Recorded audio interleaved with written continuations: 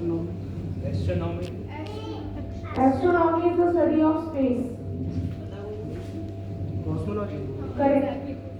The study of universe is called cosmology. And हमारा जो solar system है वो कौन सी गैलेक्सी का पार्ट है? मिल्की वे। हमारे यूनिवर्स में बिलियंस ऑफ गैलेक्सीज पाई जाती है और हर गैलेक्सी में बिलियंस ऑफ स्टार्स पाए जाते हैं। ये जो आप स्लाइड देख रहे हैं ये हमारा मिल्की वे गैलेक्सी है। जो मिल्की वे गैलेक्सी है उसे डिस्कवर किया गया था 1610 में by Galileo Galilei with the help of a telescope. जो हमारा सोलर सिस्टम है वो मिल्की वे गैलेक्सी का एक बहुत छोटा सा पार्ट है। आप में से कोई जानता है कि नियरेस्ट गैलेक्सी कौन सी है मिल्की वे गैलेक्सी के? करेक्ट। जो एंड्रोमेडा गैलेक्सी है वो नियरेस्ट गैलेक्सी है मिल्की वे गैलेक्सी है। जो मिल्की वे गैलेक्सी है वो स्पाइरल शेप का होता है।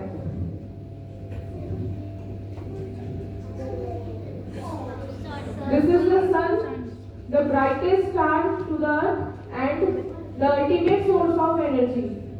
सबसे ब्राइटेस्ट स्टार है ये और इकलौता ऐसा स्टार है जो हमें डे के टाइम में नजर आता है। बाकी और कोई स्टार दिन में नजर नहीं आता, सिर्फ सन नजर आता है हमें। ऐसा क्यों है? बिकॉज इसका जो डिस्टेंस है वो बहुत पास होने की वजह से ये हमें इतना ब्राइट नजर आता है। जो सन है it is also called the ultimate source of energy.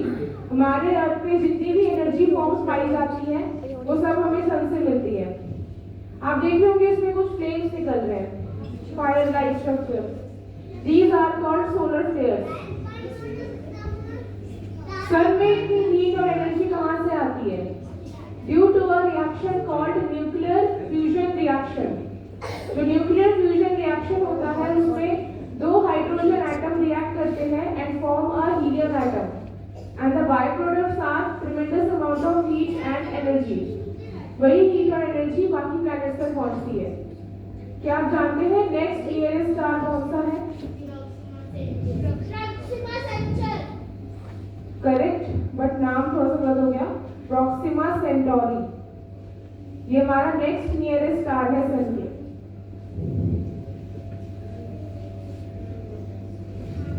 It's a comparative star.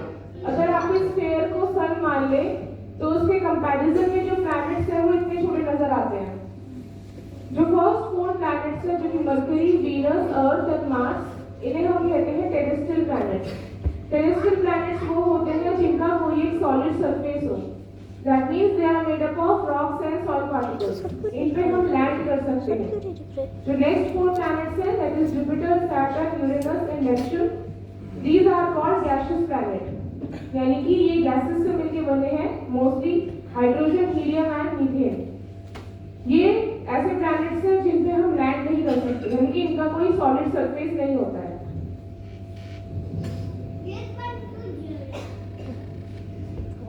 It's our first planet, smallest planet and the nearest to the sun. सबसे छोटा प्लैनेट है और सबसे नजदीकी प्लैनेट है सन के।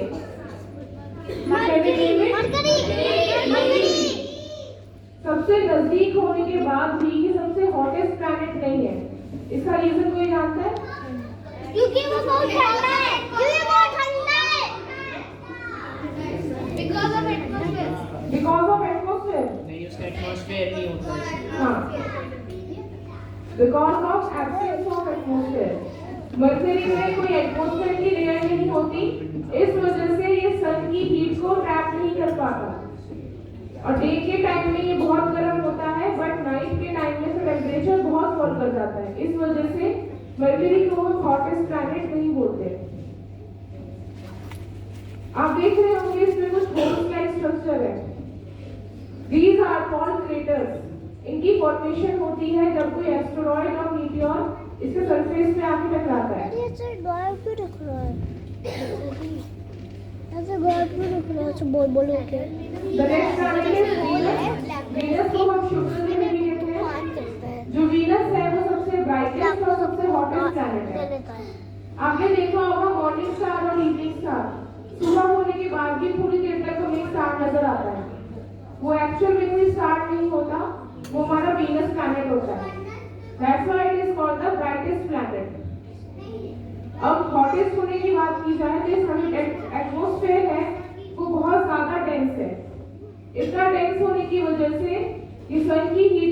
हाई अमाउंट में ट्रैक करता है, that's why it is called the hottest planet. इसका जो एटमॉस्फेरिक प्रेशर है वो हमारे अर्थ से 90 टाइम्स ज्यादा है।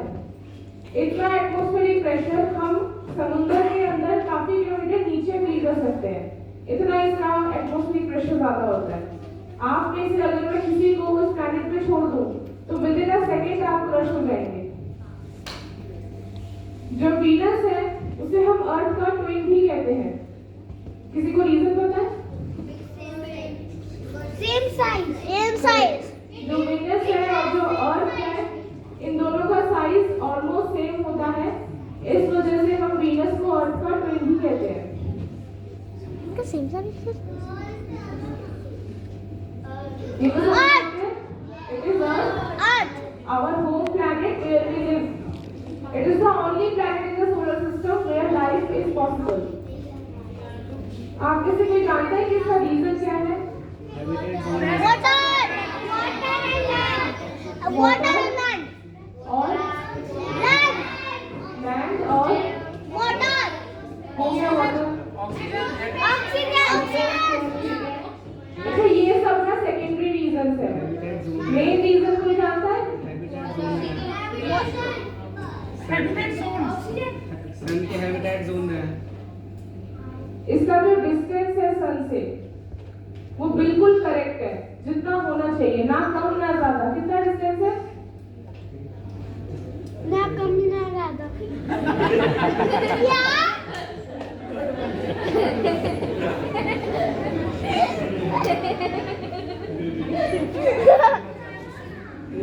The distance from the sun to earth is 150 million kilometers. और कितना टाइम लगता है सन रेज को अर्थ तक आने में?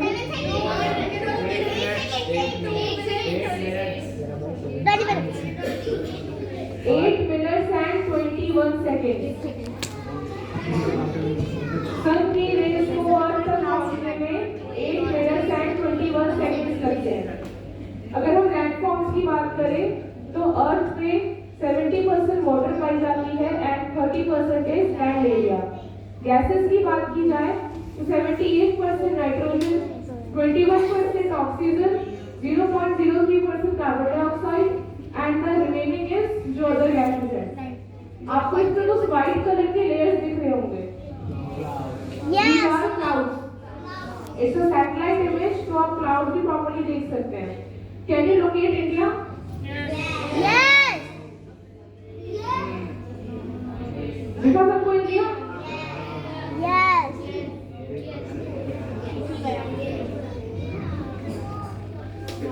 The next planet is Mars. इसका एक दूसरा नाम भी है रेड प्लैनेट। करेक्ट। जो मार्स है उसे हम रेड प्लैनेट भी कहते हैं because of the presence of iron oxide. जो आयरन ऑक्साइड है वो मॉइस्चर के साथ रिएक्ट करके रस्टिंग फॉर्म करती है और रस्टिंग की वजह से मार्स की सॉइल हमें रेड नजर आती है। That's why it is called the red planet. Mars के सरफेस पे बहुत सारे वोल्केनिक माउंटेन्स पाए जाते हैं, जिनमें से एक का नाम है ओलंपस माउंटेन। जो ओलंपस माउंटेन है उसकी हाइट हमारे माउंट एवरेस्ट की डबल है, यानी कि अगर हम दो माउंट एवरेस्ट रखें तो एक ओलंपस माउंटेन बनेगा। Let's take a hypothetical situation. अगर कोई पर्सन उस माउंटेन से जंप करे और सोचे कि वो मार्स के सरफेस पे लैंड कर जाएगा, तो ऐसा कभी नहीं होगा बिकॉज उतनी हाइट तक ग्रेविटी पहुंचेगी ही नहीं और वो स्पेस में ही कहीं घूमता रह जाएगा।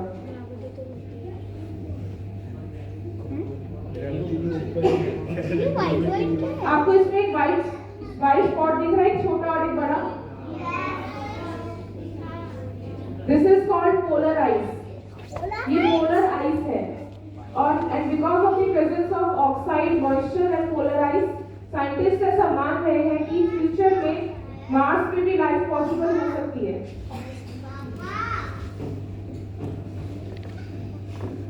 अब तक जो हमने प्लैनेट देखे वो टेरेस्ट्रियल प्लैनेट्स हैं। It's our first gaseous planet. It is also called the gas giant, and it is the largest and the fastest rotating planet in the solar system. Can you name it? Jupiter. सबसे बड़ा planet है और सबसे आप देख रहे होंगे इसमें different different layers of gases हैं। ये गैसेस जो है ये कभी भी एक दूसरे में मिक्स नहीं होती because of the different densities. जैसे पानी में ऑयल मिक्स नहीं होता वैसे ही ये जो गैसेस है ये कभी भी मिक्स नहीं होती। आप देख रहे होंगे कुछ क्लॉकवाइज रोटेट कर रही है, कुछ एंटी क्लॉकवाइज रोटेट कर रही है। इसका रीजन है the fasting rotation of the Jupiter. Jupiter जो है वो बहुत तेज रोटेट करता है, इस वजह से जो गैसेस है वो भी इसका रोटेट करने लगती है। आपको इसमें रेड कलर का स्पॉट दिख रहा होगा।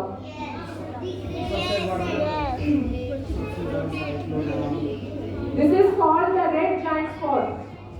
ये एक्चुअल में कोई स्पॉट नहीं है, इट्स अ स्टॉर्म। एंड आज से अराउंड 300 to 400 इयर्स अगो ये स्टॉर्म इतना बड़ा था कि इसमें 3 अर्थ फिट हो सकते थे, बट अब इसका साइज रिड्यूस हो गया है एंड इसमें सिर्फ अब एक ही अर्थ फिट हो सकती है। तो कैन यू इमेजिन कि हम लोग जुपिटर में कितने अर्थ फिट कर पाएंगे? 1000 something का